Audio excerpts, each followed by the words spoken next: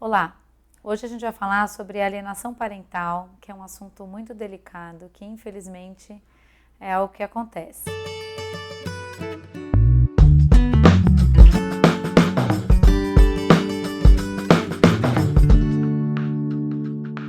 A alienação parental, ela nada mais é do que a ação de um dos pais, ou o pai ou a mãe, em cima dessa criança para destruir a imagem do outro genitor, a mãe ou o pai.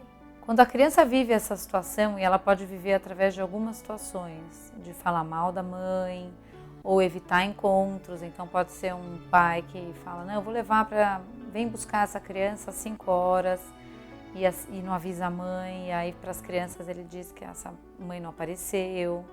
Você vai desconstruindo essa imagem e esse lugar de amor desse genitor e dessa genitora para a criança.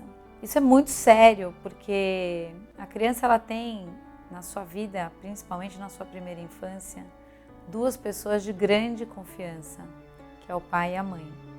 E a hora que ela vê esse movimento acontecendo e ela se percebe dentro dele, ela tem um luto anunciado, uma morte anunciada.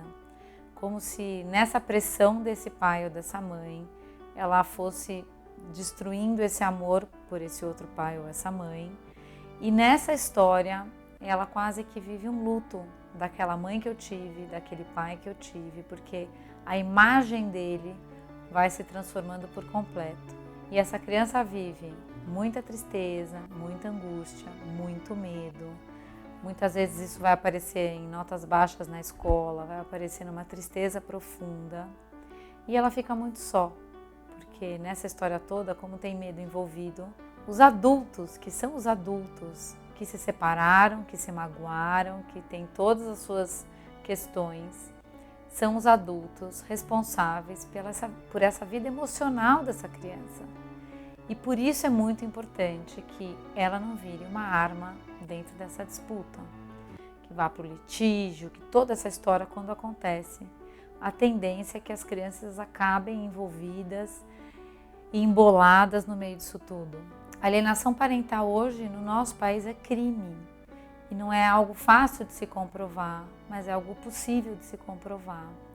Por isso a gente tem, sim, que levar muito a sério o respeito dessa criança pelos seus pais e o respeito pelo meu ex-marido, que eu posso não suportar, minha ex-mulher, que eu posso não querer ver pintada de ouro na frente, mas são pessoas que a gente vai conversar para o resto da vida, porque existe um ser em comum que é o ser mais importante na vida de todos nós, que é essa criança.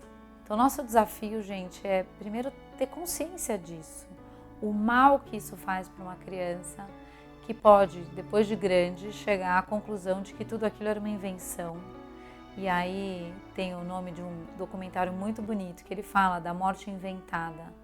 É uma morte que não deveria ter acontecido, ela não precisava ter acontecido, mas eu meio que vivo o luto de não ter a mãe que eu sempre tive, porque eu vou ouvindo milhões de coisas e vou desconstruindo a imagem dela. Ou o inverso, eu tenho o luto de não conviver com meu pai, ou não querer meu pai, porque eu ouvi um monte de coisas e eu fui não gostando mais do meu pai, mas meu pai estava lá, tentando estar perto de mim. Uma criança que cresce assim e que se torna um adulto com esse buraco dentro, é um adulto que ele não sabe nem como pegar os caquinhos, sabe? Porque a verdade e a mentira, elas se confundem. De repente, a minha mãe, que eu sempre confiei, mentiu para mim. Meu pai, que eu sempre confiei, mentiu para mim. E eu não sei mais quem fala a verdade. Eu não sei mais qual é a minha história e qual é a minha verdade. Isso é uma judiação.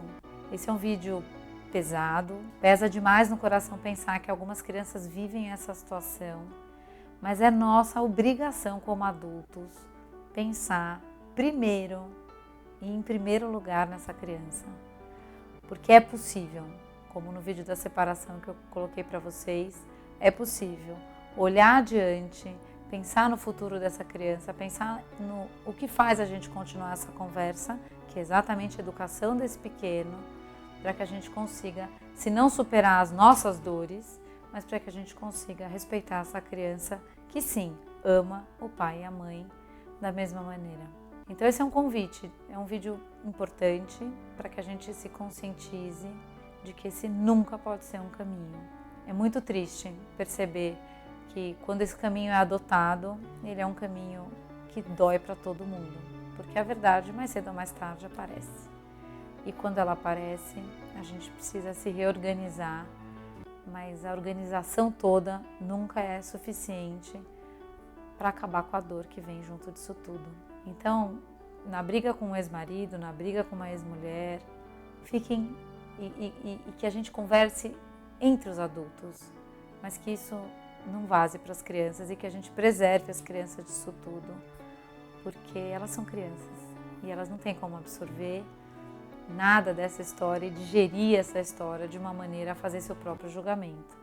Ela, na verdade, vai ser embolada nisso tudo e isso é muito triste, porque a infância, que é algo tão genuíno, algo tão precioso, vai perdendo a sua cor, vai ficando branca e preta, porque eu não posso amar o meu pai ou amar a minha mãe, porque no ato de eu amá-los, eu estou sempre machucando outra pessoa. A criança toma o lugar do adulto e se preocupa em cuidar de não sentir alegria, porque o outro vai ficar chateado. E esse processo todo, num tempo estendido, é realmente muito prejudicial. A dica que eu queria dar hoje para vocês é: se dá muita vontade de falar mal, se tem muita braveza, procura um lugar seguro para fazer isso. Pode ser uma terapia, pode ser uma melhor amiga, pode ser um parente, mas nunca as crianças, porque para eles aquela ainda é uma pessoa muito especial e será sempre uma pessoa muito especial, que pode ser um ótimo pai, apesar de não ter sido um ótimo marido, pode ser uma ótima mãe, apesar de não ter sido uma boa esposa.